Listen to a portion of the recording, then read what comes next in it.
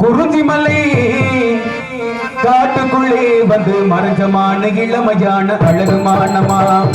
குறிஞ்சிமலை காட்டுக்குள்ளே வந்து மறைந்தமான இளமையான அழகுமானம்மா. கலைமானம்மா